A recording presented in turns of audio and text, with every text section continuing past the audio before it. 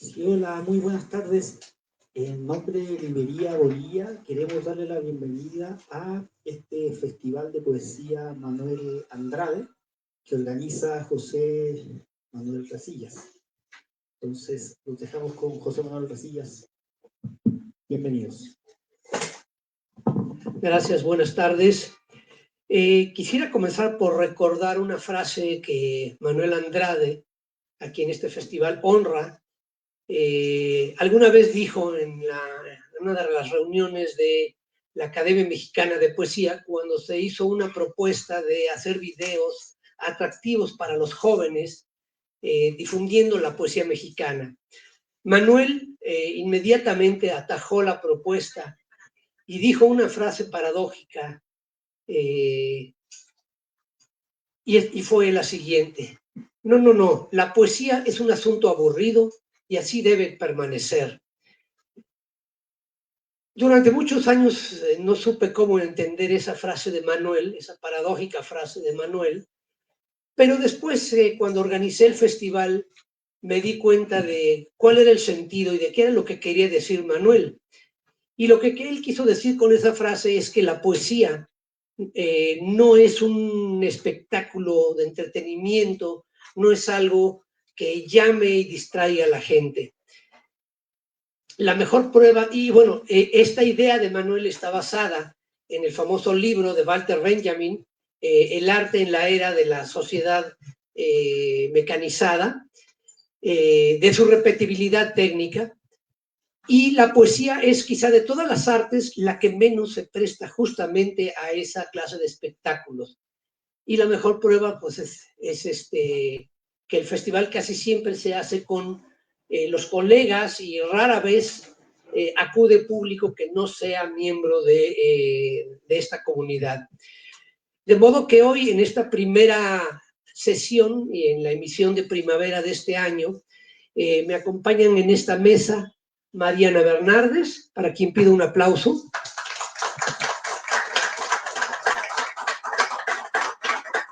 José Ángel Leiva y Lisbeth Padilla, todos los cuales además están en línea con un poema que también es una, digamos, variante del festival de este año, que es que hay una versión virtual en la que pueden ustedes ver a algunos de los poetas que están participando en el festival leyendo poemas, un poema por lo menos, y en algunos casos leyendo un poema de alguien más. De modo que les cedo la palabra, vamos a ir de izquierda a derecha, le cedo la palabra y la lectura a mi amiga Lisbeth Padilla. Gracias. Pues agradeciendo a mi querido amigo Casillas la invitación a este festival, Manuel Andrade.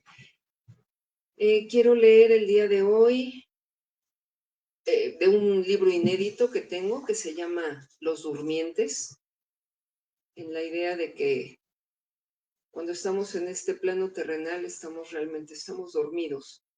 Cuando pasemos al otro, despertaremos realmente. Este poema se llama El día del sonámbulo. Se despierta intranquilo. Ha oído el rumor de la batalla. Sus pies descienden por abruptas calles y el frío congela el sueño. Abre la boca, queriendo ser un globo de dulzura. Se sumerge en el lago donde otros flotan esperando el final. La tarde no fue hecha para él. El silbato anuncia su libertad condicionada. No sabe de crepúsculos. Desconoce la esencia de la luz. Se sacude las sombras antes de derrumbarse sobre el tedio y se pone a tragar los minutos que estorban. La madrugada se abre y recibe al sonámbulo. Los sueños no serán el país donde encuentre respuestas. El siguiente se llama Solo espejismos. Después de la lluvia vespertina, cuando escampa y algunos estorninos sueltan las últimas gotas de su canto, llega la paz. Es entonces cuando tejo artilugios para entibiar los huesos. La lentitud de las tardes es solo un espejismo. Cuando la lluvia cesa y se escurren las perlas demoradas, quedo ahíta en la luz que tiembla en las ramas más altas de mi alma. El siguiente se llama el mirto rojo. Tanteas el camino, brazos de trapo hacen señales, mas la certeza se quiebra y das marcha atrás. Llevas entre la ropa una rama de mirto rojo, su aroma es un rubí que recuerda a Marruecos, y todo lo que aspiras te convierte en bengala. Varados, mendicantes, enfermos, absorbemos la vida sin conciencia, como hojas barridas por el viento. Mecemos el aullido y la tragedia, en el Moisés que desanuda el mimbre para ocultar nuestro origen.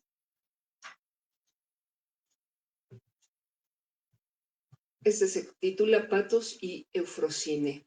Tiene un epígrafe de Teilhard de Chardin que dice: solo lo fantástico tiene probabilidad de ser verdadero. Bendigamos el tiempo del agobio, la herida que moldea con un cincel de luz. En el dolor que se abre como caléndula, la oscura música hace callar el grito. Todo hombre en que la desgracia se ha ovillado, se ciñe una corona y vuelve a caminar con vista altiva por un mundo de cardos. El siguiente tiene como título Atrapado. El solitario está muy solo en un mundo de hipócritas. Rascará su lamento hasta volverlo sangre. Nadie verá la muerte de su alma. El solitario sabe que está solo cuando habla con espejos. Es el bufón de los descabezados. Sale a la guerra con buenas intenciones. Pero hoy no paseará por los jardines. El solitario se mece dulcemente en la rama del fresno que repite su último aullido. Y por último, rigor mortis. Cuando veamos cerca el paraíso, no extrañaremos ni el mármol ni el diamante, si acaso el resplandor de las mañanas con su solemne procesión de trinos. Cuando todo esté quieto y no tengamos que limpiar el polvo ni recorrer la silla para buscar el sol, como gatos que ignoran qué es el tiempo. Digo, cuando hayamos cumplido las misiones y reposemos en un rayo de luz, recordando la paz que inunda las mañanas, repetiré la enseñanza de mi padre, cargando mi costal de perdón, guiando al rebaño hacia apriscos dorados. Pues nada está perdido, nada ha ganado Circe para sí. Quien entre al paraíso podrá abandonar incluso la belleza. Una vida sin tiempo y sin pesares, la promesa cumplida, el cierre contumaz y sin retorno, la vestidura blanca y sin jirones. Gracias.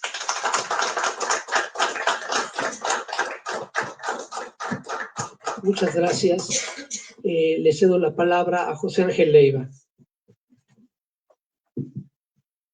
Bueno, pues muchas gracias por la invitación. Muy contento de estar aquí con Lisbeth, de estar con Resillas, por supuesto, y con mi amiga, que es una persona que me gusta mucho escuchar siempre su poesía. Y bueno, yo escogí un poema largo, no, bueno, extenso o no tan extenso, porque no alcancé a ir a mi casa por un libro. Entonces es un viejo poema que se llama El Espinazo del Diablo, y les cuento que este poema nace de esa evocación de un lugar que así se llama, El Espinazo del Diablo, que está en la carretera Durango-Mazatlán, y yo viví ahí mi infancia, ¿no? Es un poco la evocación de ese sitio.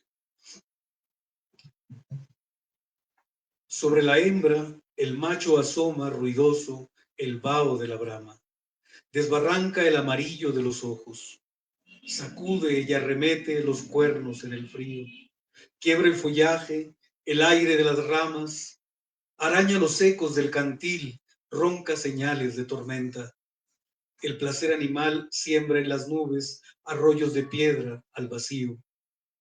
De mi interior, la niebla se desprende. Estoy al borde de un puerto de montaña. El espinazo del diablo sostiene la máscara de agua que oculta el precipicio, la alfombra flotante de los riscos. Sobre la lengua gélida de asfalto asomo la nariz en la tragedia. La perniciosa soberbia del descenso, veloz, impide detener la marcha. La carga entra de golpe en la sinuosa cima. Con la vista nublada, el conductor persigue el círculo que gira al revés sobre su eje, desinflado corazón a la deriva. Sobre el paisaje azul, en la distancia, cerca, inverosímil, la muerte agazapada. Su transparencia en guantes de neblina recorre las vértebras rocosas, desliza un manto lunar al mediodía, pasa la vida acariciando. La fuerza del hacha es la porfía, no la brusquedad del metal en el encino. Con voracidad eléctrica, los necios dientes de la sierra desgarran todo cuanto el árbol pueda tener de primitivo. Lo barrenan, lo destazan, lo machacan, lo deshacen, lo vuelven la suma de sus partes, la sustracción de uno. En la raíz nos deja su temblor de ramas, agitación de pájaros sacudidos por el tallo. En la planta del pie, una aridez desciende violenta de la palma, del pulgar, el puño. Marcha de pinos sepulcrales. Son pocos los que bajan al infierno y suben con sus yos a cuestas, sin niebla en la frente sudorosa, sin gasas en las llagas. El tiempo larval con sus gusanos a flor de piel nos hierve. Delata la bondad cuando se acerca, o a besar el suelo donde pisan la envidia, el rencor, sus odios. La venganza indulgente no se llena con el drama del otro, ni sus ruinas. No basta destruir al enemigo, algo más carcome la miseria, algo de más se lleva el sufrimiento, no solo la sombra personal, borrada por las otras sombras. La propia soledad huele a despojo, a imagen sin huella de uno mismo, vivir solo, sin causa, andar tras la carroña. Son pocos los que abren la escotilla, descienden a dormir entre sus muertos, regresan con la mano en el latido. La geología del sueño es cordillera. De abajo nos vienen tentaciones, remontan la espina dorsal desvertebrando el frío. La serpenteante noche, madre de agudos y filosos pechos. Por la garganta de nubes el fruto tropical emerge, nos da a morder su aroma, nos comen sus delicias. El lomo de las bestias carga el fondo, cansada y sudorosa fuerza bruta. En las costillas de la Sierra Madre, el mar y el sol se pierden. El chivo se aleja del rebaño, se disuelve en bancos de neblina, se transmuta en barbas de los pinos, deja humedad en hembras y follajes. Cabras fonámbulas afilan sus patas de garra en los peñascos. Por los desfiladeros del diablo se pierden y se encuentran las viejas pezuñas con las nuevas. La cabra araña el espinazo, araña cabra de la altura, garra, pata, montaraz y serranía. Aquí hay una ventana donde asoma el mar, naves hundidas en la bruma, timones con brazos y palmas de pilotos, mueven montañas y levantan olas, surcan las líneas de mi mano, los cascos yenden las rutas de la vida, navegan al azar sobre sus cartas, no hay rayas legibles en la suerte, un punto final es el destino, lo demás son formas de vapor, son velas que se pudren, yo soy el barco anclado allá, a lo lejos, soy camino. Ya no hay aquí en los usos de una tierra que pasó en mi infancia. Un viejo mundo entre las hojas, un puerto de palos y de leña, serán mi allá más verde, mi azul, escrito con euforia, de voces de tierra descubierta, colores nuevos de otro aquí, matices y signos terrenales de un mar allá, de un mar adentro. Muchas gracias. Y ahora, Mariana.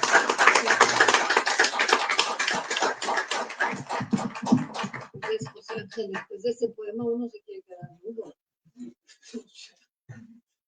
Bueno, pues Yo me voy a permitir leer unos poemas de un libro que se llama Su sombra de pájaro.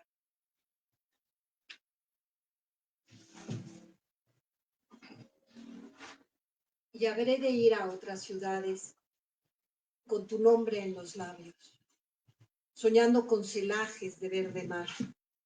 Otras ciudades enterradas de olivos millonarios y campos resecos. Y recorreré la doble ibris, escuchando el resoplar de la bestia entre los rescoldos de la luz. Y tomarás un poco de polvo para marcar la puerta de mi casa, y besarás mi frente para sellar mi destino, porque a este mar no habremos de olvidar, porque a esta matria habremos de volver cuando el final de los tiempos. Ocultas el hilo que tuerces en la madeja, en arrebato lento, acompasado por tu rumor, levantando su silbo hasta rozar mis párpados que zozobran en tu voz tan extrañada.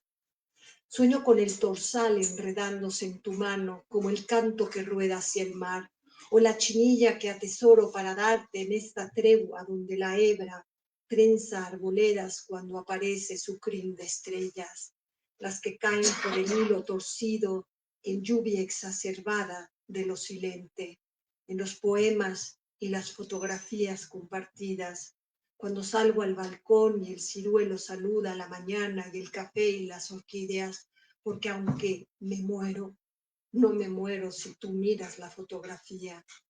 Y la mudez es un desandar y la irrealidad es el destello o el desvarío del hilo ceñido a tu cintura, cuando llevas espada en alto y las estrellas se deslizan por las lajas de xisto. Y son las 3 de la mañana y el insomnio me acompaña con su arrullo. Detrás de la celosía, el musitar callado en la noche que no es noche, cuando el hilo ata tu cintura a la mía, en el siseo atronador de la señora de las bestias.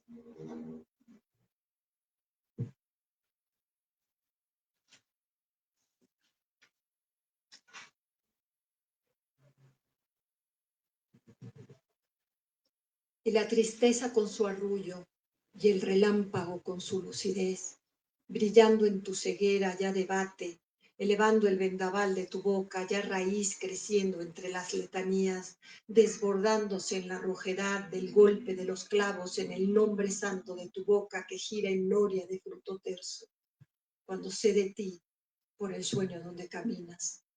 Y a veces te escucho en el sureo nupcial, cuando redobla el monzón y el llanto y el abismo y el fontanar y reposas tu cabeza en mi regazo y te cuento del caballo y sus ojos incendiados y me dices que escriba su galope desbocado por el trecho en subida al templo. El caballo es un niño que se adentra en el bosque y su relumbre se derrama por los sentidos cuando el desamparo quema con su desasosiego y el caballo y el niño se pierden por el monte cuando el agua muy de mañana desvanece su aparecer.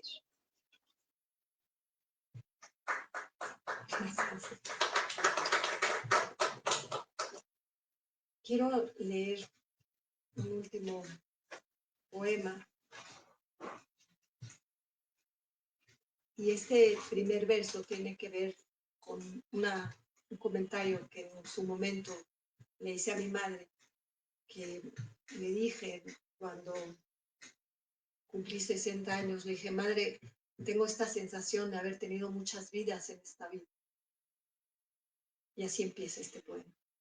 He tenido muchas vidas, pienso, al despertar con la sensación de tu mano en la mía y con el caracol traído desde Galilea.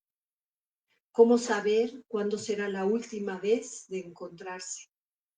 Hablábamos de esas cosas que solo se dicen entre mujeres con un tono de medio callar, cuando se pronuncia lo más dentro, un mostrarle herida, para que al tocar sus bordes repicase lo sombrío de su caudal. Y se camina la tarde, una al lado de la otra, en conversación callada, porque se han dado trecho, y la promesa es contarse y asir el viento. Cojeabas un poco porque te dolía la cadera, así que apoyabas tu cuerpo contra el mío e íbamos, como dicen los portugueses, de pasearinos.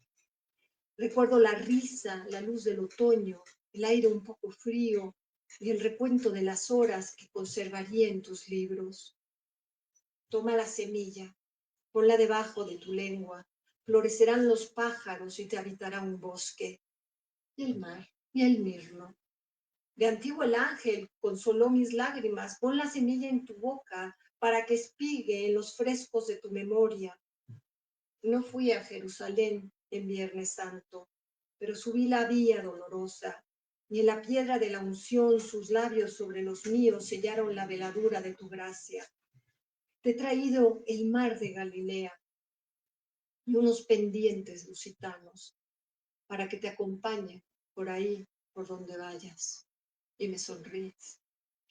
Y te veo subir la escalera mientras me despides con el gesto de tu mano. Nos hablamos, sí, nos hablamos. Despierto con un vendaval en la cabeza y rondan caballos la aurora que me devuelven momentos contigo y busco entre las hojas el guijarro y el mar de Galilea y los pongo debajo de tu lengua para que el levante no cautive la herida que nos separa y anuda en sombras de pájaro al vuelo. Muchas gracias.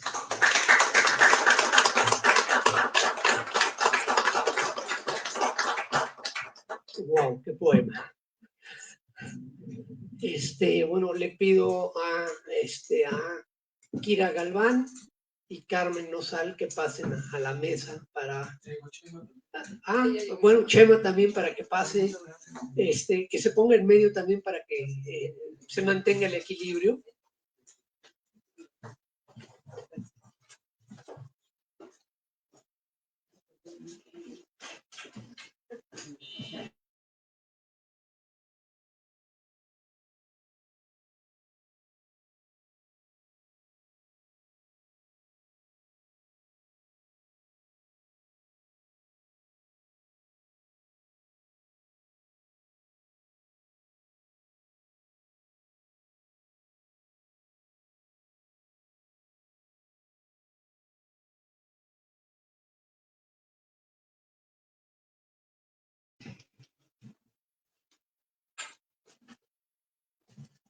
Pues con esta segunda ronda continuamos la mesa del día de hoy, del primer día del festival, que honra la memoria de Manuel Andrade. Y bueno, esperamos que esta segunda mesa sea tan intensa como la anterior, que nos deparó muchas sorpresas y el gusto de oír poemas nuevos, inéditos. Y bueno, pues comenzamos con la muy querida y admirada Carmen Nosal. Hola, buenas tardes. Primero que nada, gracias a nuestro querido Recillas por invitarnos a la inauguración de este festival que lleva el nombre de Manuel Andrade. Voy a empezar con un poema que escribí para mi amiga Mariana. Ella y yo siempre decimos que nos vamos a ver algún día y vamos a comernos unas aceitunas, y eso pasa una vez al año aproximadamente. Entonces le escribí un poema que se llama El padre de la esperanza es el olivo. Cuando el olivo se enamoró de Minerva, la paz ardió en su corazón y se llenó de cenizas. En poco tiempo se volvieron marido y mujer. Ella, a donde quiera que iba, portaba en su mano una rama que la llenaba de victoria y castidad. Un día, Minerva dejó de ser virgen, tomó una aceituna y en 9 meses dio a luz a una esperanza. La esperanza es verde como un campo corriendo hacia la mar, salada como una ola que se vuelve diminuta en una lágrima. El padre de la esperanza es el olivo. Su madre sabe que de las aceitunas se ha hecho el mundo. Por eso, al caminar, lleva una lámpara de aceite entre sus manos.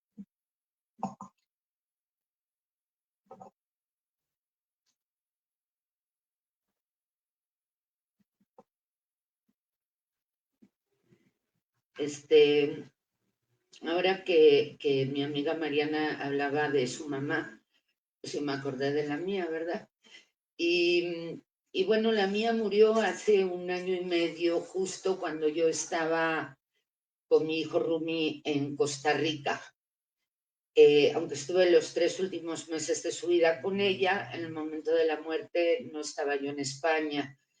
Y bueno, pues le escribí este poema que se llama Moras Silvestres. Y dice así: te busqué, mamá, me perdí en este mundo para ver si me mirabas.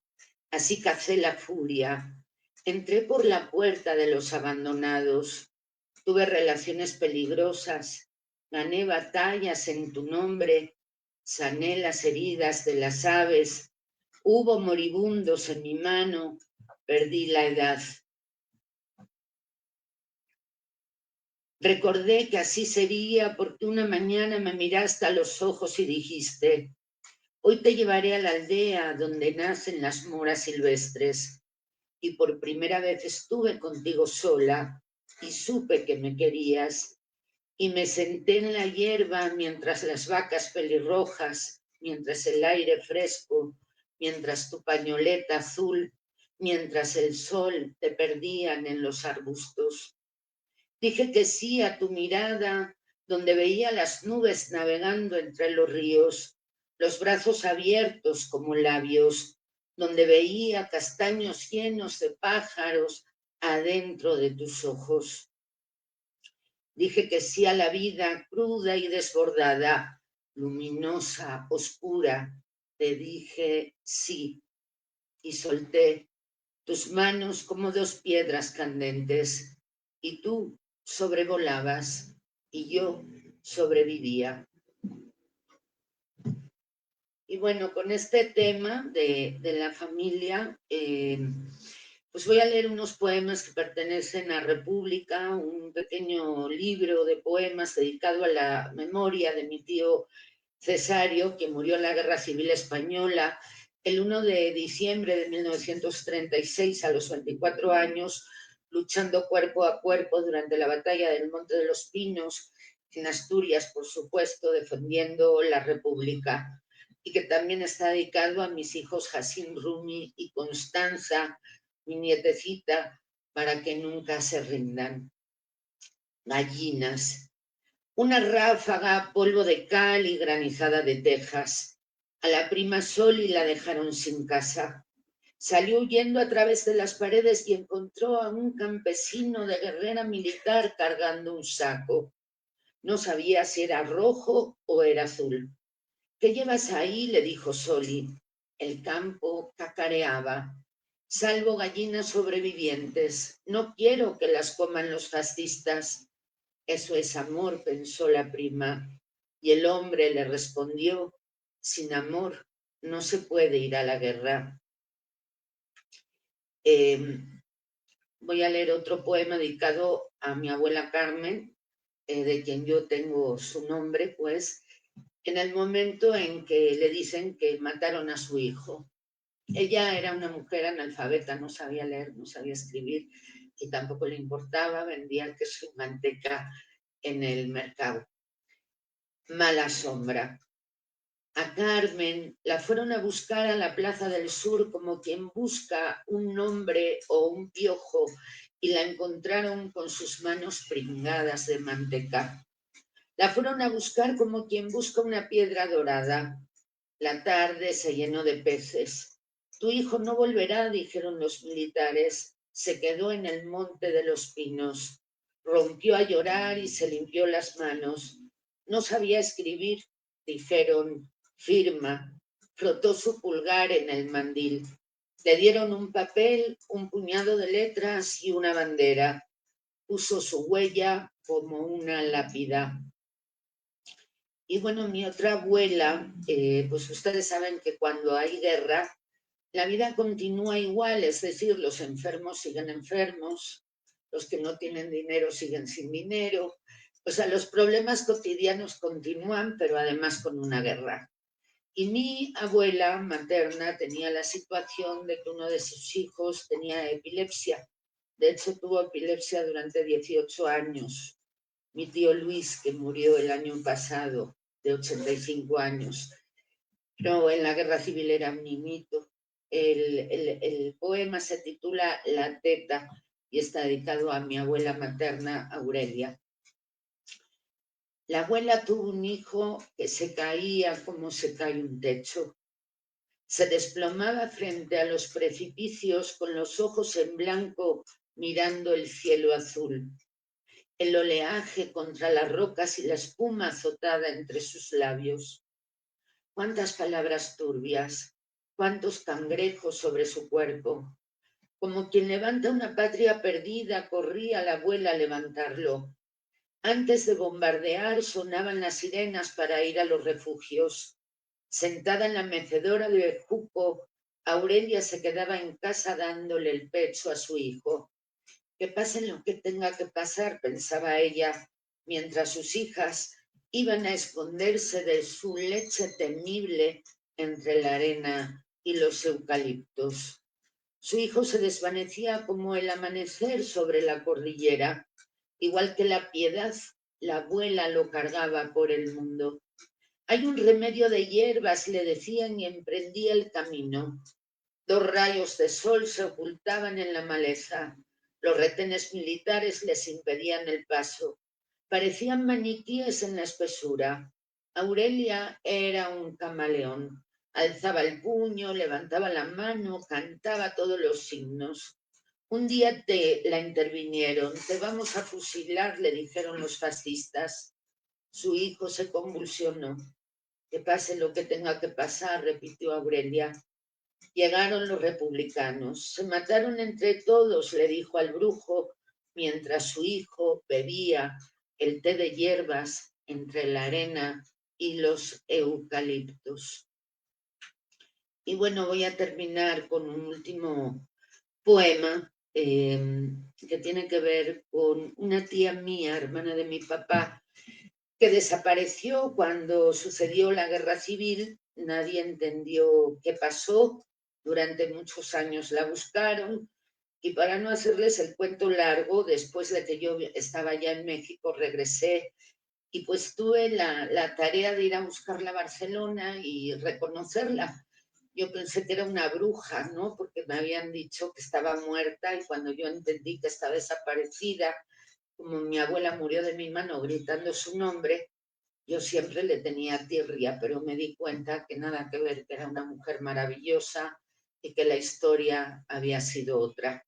Y aquí la cuento. Guerra civil.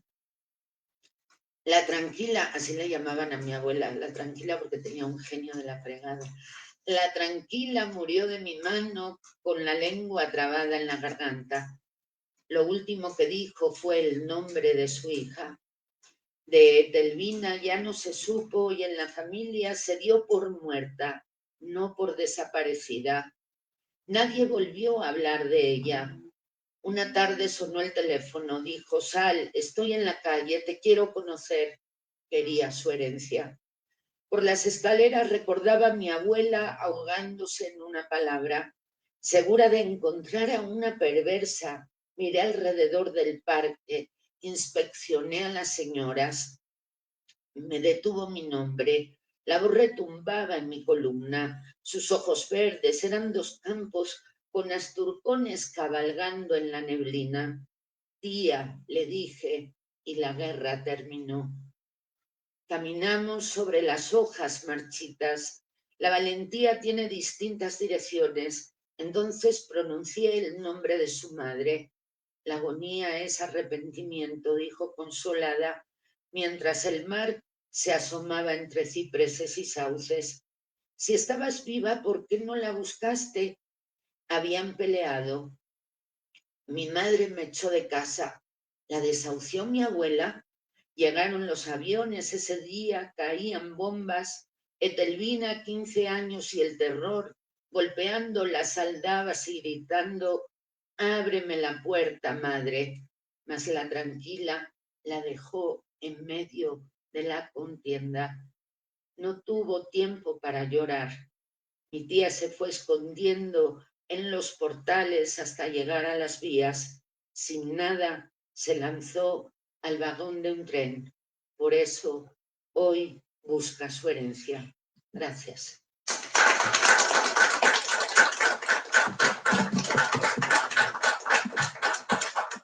Bueno, le cedemos el micrófono a José María Chema Espinaza, que es un honor que esté con nosotros. Gracias.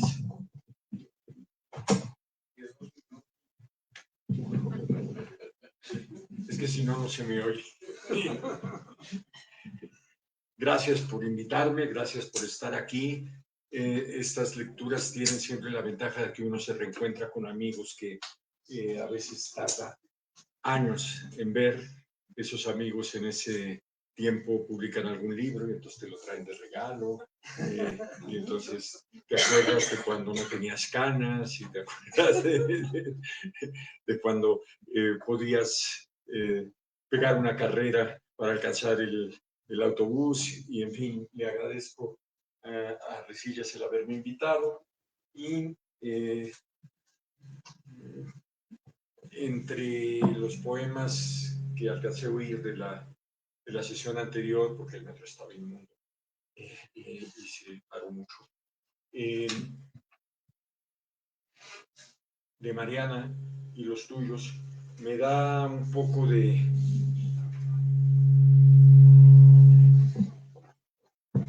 ¿Cuál es el que tengo que mover?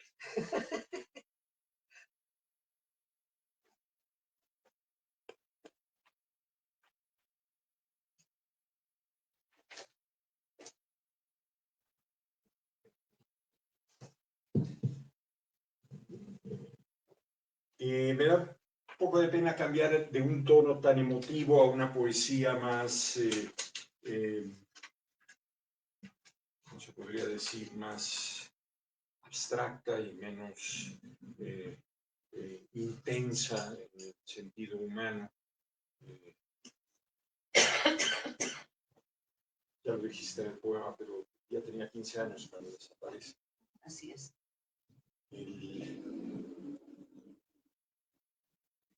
Los poemas que voy a leer forman parte de un libro que se llama Elogio de la Simetría, y que tiene que ver mucho con el libro anterior que publiqué, que se llama Apuntes de un naturalista, y versan mucho sobre tomar un motivo de la naturaleza para abordar imágenes y a través de esas imágenes ir encontrando un sentido más allá de la pura imagen. Tratado sobre las mariposas. Está detenida, casi ausente, inmóvil al sol, del otro lado de la ventana. Doble redundancia. La mariposa siempre está del otro lado, siempre está al sol. Puedo verla sin que ella me vea. La mariposa me ve porque yo la veo.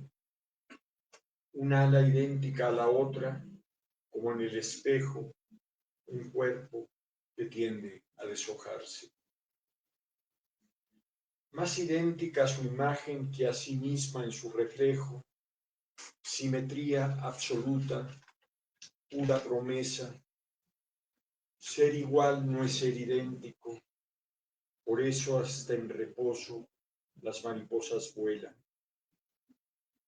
Frágiles en su equivalencia, recuerdo de una identidad perdida, quieren pensar que fueron aves o flores, águilas u orquídeas, párpados de la mirada de un Dios contemplativo, desentendido de sí mismo.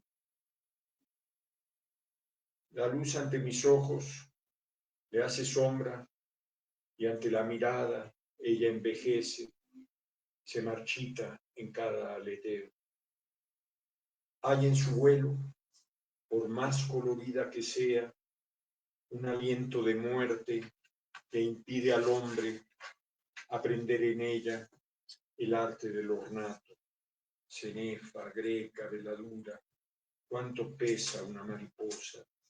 La blanca de dimensiones infinitas, la amarilla que vuela emparvada, la morada de matices irisados o la negra de malos augurios. No hay sistema de medida para ellas. La gota de agua de la ciénega se evapora en nubes de colores, nubes de insectos, como letras de un alfabeto escrito en barro, en el que al secarse, antes de volverse polvo, se lee: la simetría no existe. Tira la línea y mide con el compás el arquitecto distraído y descubre en las variaciones del espacio las huellas del tiempo. Todo vuelo mariposa es fruto del olvido. ¿Vuela la mariposa o es llevada por el viento? ¿Vuela el viento y se pierde en la duración de un aleteo? Orfeo coronado de flores que echan a volar en la música de su flauta, siente que pierde su piel en las caricias de la pared más pobre del aire. Y canta despellejado, desflorecido en notas de colores, escritas sobre papel sin pauta, cuerpo de aire como las alas simétricas de la mariposa. Pliega sus alas y es perfil de la ausencia. Toma tu mano con tu mano como si plegaras tus alas perdidas. Ángel de la soledad, abrázame en tu vuelo, cúbreme con tu manto, abre tus alas, mariposa, para ver la simetría sin límite de la naturaleza. Gracias. Qué imagen. Descripción de las libélulas. Su cuerpo es una brizna y la transparencia de las alas las hace de repente aparecer en el aire. Su cuerpo es un abrojo al que le brotan hojas de luz de colores cambiantes, desprendidos de un arco iris hace años entrevisto en el azul de un cielo primero. Más sonido que forma, un zumbido entre los altos pastizales. La libélula, como la mariposa, quiere desaparecer en la humedad del aire. Alto muro de lamentaciones de un dios débil que se dejó imponer la muerte. La naturaleza es volátil, agua que es aire, que es tierra. Los mezclas y aparece la luz para hacer barro cercano a la carne, al ave. Las libelas juntan sus alas como los hombres las manos para rogar a Dios perdón para su trazo. La simetría es un eco de la intuición de lo perfecto, pero no hay identidad si no distingo entre tus manos. Son los brazos cicatrices de las alas que tuvimos cuando fuimos ángeles. Torpes brazos sin plumas que se refugian en un abrazo. A ese Dios fascinado por sus trazos, los insectos le sirvieron de apuntes para el torpe golem que llamó hombre. Y los rebeldes ángeles de su corte, es la maldad la que se revela, no la belleza. De ahí la melancolía de su creación. El zumbido de la libélula lo distrajo un momento, y la simetría quedó incompleta, incumplida la promesa de perfección. Sobrevino el vuelo de la huida. En la paleta de colores del creador, las libélulas fueron colores fulgurantes, apenas entrevistos en el aire antes de desaparecer como fantasmas de un universo dibujado con crayones guardados de su infancia. ¿Fueron alguna vez los dioses niños o guardan una memoria prestadas por los hombres? En esos garabatos, el dios no quiso dibujar el esqueleto. El hueso pesa demasiado y murmura la frase mágica. el conjuro. Calca la calaca de Calcuta y el de Edimburgo sonríe. Gracias.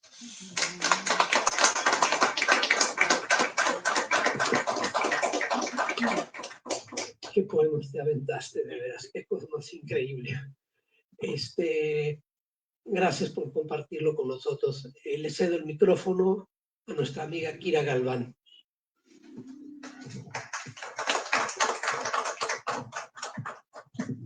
Buenas tardes. Pues muchas gracias a José Manuel Resillas por invitarme al Festival Manuel Andrade. Y pues, como bien lo dijo Chema, estoy contenta de ver a gente que hace mucho que no veía. Voy a leer algunos de los poemas de mi libro Un deseo frustrado por la eternidad, que habla de mujeres en el mito, en la historia, en la literatura y de algunas mujeres anónimas. Y voy a empezar con, bueno, están un poco en orden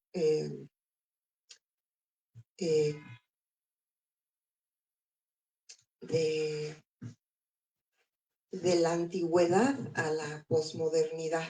Entonces, voy a empezar con la Venus de Willendorf, que no sé si ustedes saben, es esta figurita que se encontró cerca de un río en Alemania, en lo que ahora es Alemania, y que tiene muy exagerados sus atributos femeninos.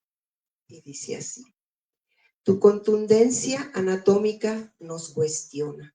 ¿Acaso las mujeres no tenemos rostro? Solo un borrón con pelo, una mancha informe, nos preguntamos desde el cauce caudaloso del tiempo. Lo que importa son los atributos sexuales, nos contestan. Lo demás es secundario. Nuestros rasgos particulares son prescindibles. ¿Acaso no somos las dadoras del placer? Las hacedoras de hijos e hijas que salen de nuestro vientre como novas explotando en el firmamento. ¿Qué importan nuestros ojos, la nariz o la boca cuando nutrimos y amamantamos? ¿Acaso no soy la abuela de Astarte, Asherá, Parvati o Wanjin? ¿No lloran por mí todas las mujeres? 27,000 años de obsesión por los pechos, la vulva y las nalgas. Ahí se centra la obsesión jadeante del patriarcado, la adoración, el odio, la coartada, el enigma.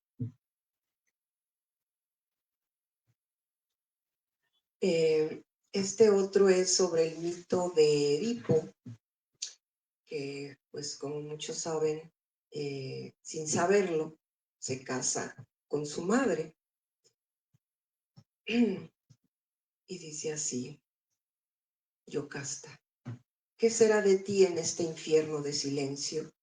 Quisiste escapar del destino, salvar al hijo recién nacido, y lo amaste con el cuerpo, con la boca, con el sexo, con pasión desatada como vendaval y naufragio, con complacencia última a tu vanidad de mujer. Fuiste amada por la elástica juventud de Edipo, sin saberlo, sin sospecharlo. No pudiste dejarlo apartado de tus pechos. Desliza la cuerda por tu cuello de cisne, tu crimen perdurará por la eternidad.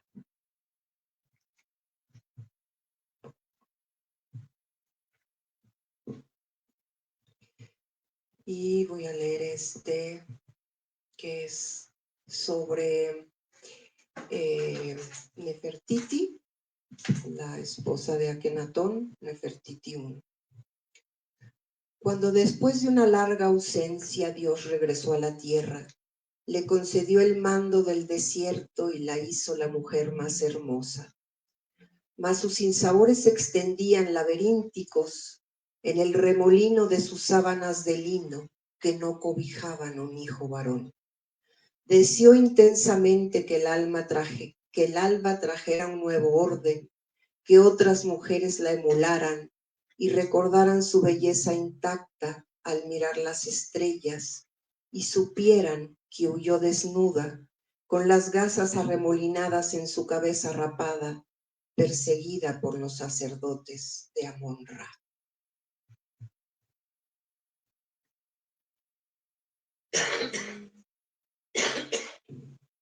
Y este último, que se llama Juana la Loca.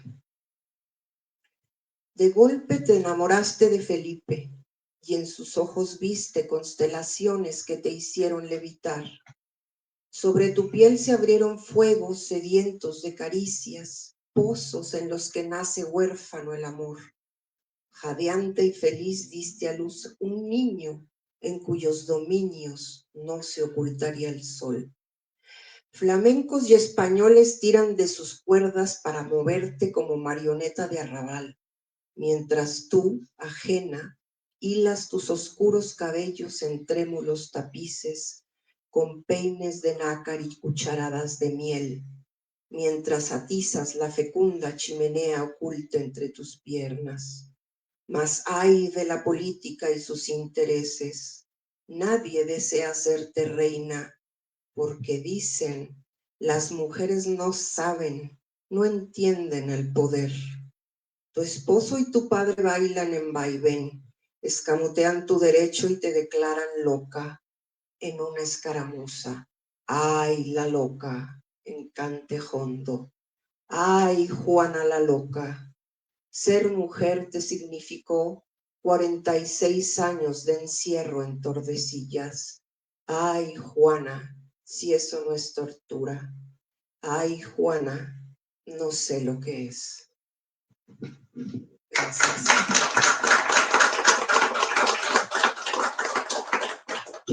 Bueno, pues con esto cerramos la sesión del día de hoy. Quiero agradecerle a todos los poetas, a José Ángel Leiva, a Lisbeth Padilla, a Mariana Bernardes, a Kira, a Chelo Espinaza y a Carmen Nosal, que nos hayan compartido parte de su obra.